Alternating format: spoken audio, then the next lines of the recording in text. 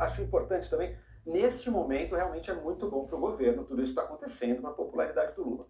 Caso o Trump realmente coloque as tarifas e elas se prolonguem por meses e a população vá sentindo esse custo econômico, que não é apocalíptico para a economia brasileira, mas é um custo econômico real, assim, que o Brasil sentirá, o governo Lula pode acabar se desgastando também, que é algo que aconteceu em muitos outros casos de tarifas. Sabe? Conforme o tempo passa e o governo não consegue uma solução, ele passa a ser visto não mais como um possível fator de solução do problema, e sim talvez como alguém que contribua com o problema. É um risco que o governo Lula correrá caso esses esforços todos de adiar as tarifas ou de negociar algum termo econômico em troca da chantagem jurídico-política que o Trump vem fazendo, se nada disso der certo e as tarifas vierem mesmo, também não é uma certeza. O Trump já ameaçou tantas vezes e não votou que a gente não sabe se vai vir ou não no dia 1º de agosto. Mas pode perfeitamente vir. Se vier, e vierem para ficar, e talvez venham outras medidas econômicas, não sei se virão ou não, e o governo Lula se mostrar incapaz de resolver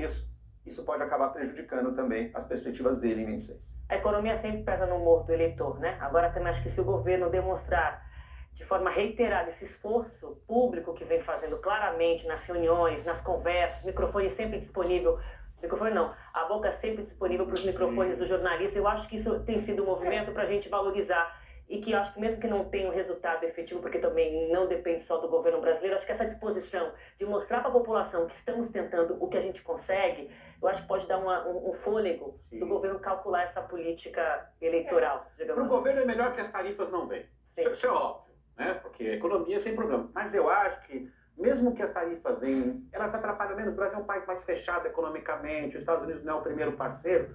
Mesmo que vier, o problema é quem aproveita isso. A oposição não tem como aproveitar. Porque o argumento de que eles que são os culpados... O Eduardo Bolsonaro produz provas todos os dias. Todos os dias. Você fala assim, para um pouquinho, já falou, todo mundo já sabe, mas ele produz... E os governadores não reagem ao Eduardo Bolsonaro. Esta é a grande questão. Eles não têm coragem de reagir ao Eduardo Bolsonaro. Segunda dia, hein? Tic, reloginho aí vai girar mais rápido. Agradeço imensamente a Bruce e Joel. Bom fim de semana para vocês. Beijo. E olha, em outra frente de posicionamento também ao que está acontecendo nessa relação Brasil e Estados Unidos, teve um ato mais cedo em defesa da soberania nacional, que reuniu representantes da sociedade civil no Salão Nobre da Faculdade de Direito da USP, um lugar muito simbólico da cidade que fica no centro de São Paulo. A bandeira do Brasil simbolizou o encontro com participação de juristas, estudantes, organizações empresariais, centrais sindicais e de defesa dos direitos humanos. O ato foi convocado como resposta ao anúncio do governo norte-americano de tarifar em 50% a partir do 1º de agosto todas as exportações brasileiras. Os Estados Unidos usaram motivos ideológicos, como as ações no STF contra o ex-presidente Jair Bolsonaro, para justificar a medida. Quase 200 entidades assinaram uma carta divulgada hoje. O documento afirma que sujeitar-se a esta coação externa significaria abrir mão da nossa própria soberania, pressuposto do Estado democrático de direito, e renunciar ao nosso projeto de nação. Durante todo esse processo, o governo brasileiro disse que sempre se colocou à disposição para dialogar com o governo de Donald Trump e manifestou em várias ocasiões que a soberania do Brasil não pode ser posta na mesa de negociação. Exportadores avisaram o governo que, sem nenhum alarde, além de tudo que já está acontecendo, a Venezuela decidiu impor tarifas sobre os produtos brasileiros. Sim, e Roraima, no território brasileiro, é o maior prejudicado. De acordo com a Federação das Indústrias do Estado, a sobretaxa seria de até 77%. E já está tão ruim, não é, Felipe Matoso, que não pode que não pode piorar mais um pouquinho. Explica pra gente, por favor, qual é o volume do comércio hoje entre Brasil e Venezuela? E como é que o governo, a partir dessa surpresa, está lidando com esse problema também? Muito boa noite a você. Oi, Aline, boa noite a você, uma ótima noite a todos que estão com a gente aqui no Jornal das 10. Para você ter ideia, você mencionou aí sem alarde, pegou a todos de surpresa aqui em Brasília, viu? Nós passamos ali o fim da tarde, início da noite, procurando os ministérios do Desenvolvimento, Indústria e Comércio, também o Ministério das Relações Exteriores, que estavam ainda tentando entender o que era essa medida do governo venezuelano. O governo foi avisado pelos empresários de Roraima, principalmente do setor da indústria, de que o governo venezuelano havia decidido impor ali uma taxa sobre os produtos brasileiros vendidos para o país. Para a gente ter uma ideia, você perguntou aí sobre o volume, a relação comercial entre Brasil e Venezuela no ano passado chegou a 1 bilhão e 600 milhões de dólares. Pegando só o estado de Roraima, Aline, 70% das exportações de Roraima tem como destino a Venezuela. Então os empresários acabaram acionando o governo federal para poder tentar entender o que está acontecendo. E a verdade é que neste momento também o governo brasileiro tenta entender.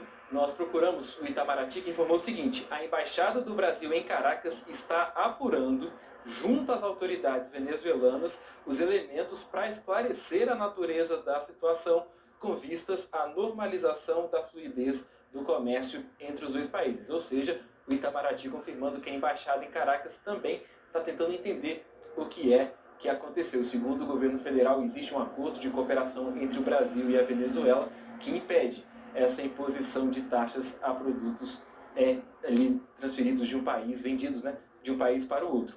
Em um comunicado, o governo de Roraima disse o seguinte: qualquer medida que encareça os produtos brasileiros no mercado venezuelano afeta significativamente a competitividade das nossas mercadorias, com impacto direto sobre os empresários locais, o agronegócio e a geração de empregos.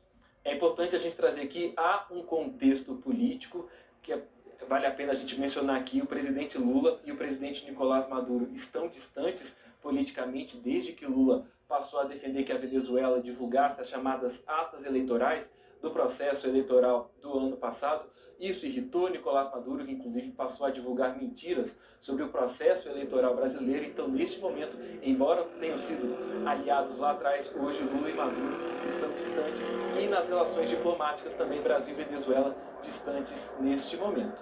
A Federação das Indústrias do Estado de Roraima acabou se pronunciando. A gente lembra que 70% das exportações do Estado vão para a Venezuela. A gente tem um trecho desse pronunciamento da Federação e pode acompanhar a partir de agora.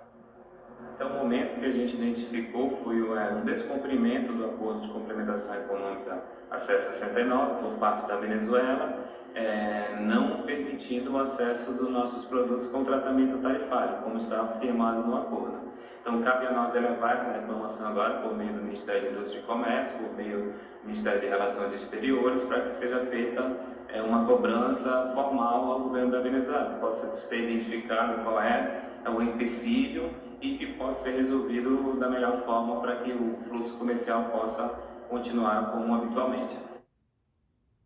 Agora eu atualizo vocês sobre a situação do senador Marcos Duval, do Podemos, que se meteu numa confusão com o Supremo Tribunal Federal. Ele continua nos Estados Unidos, mas agora está lá com as contas bloqueadas.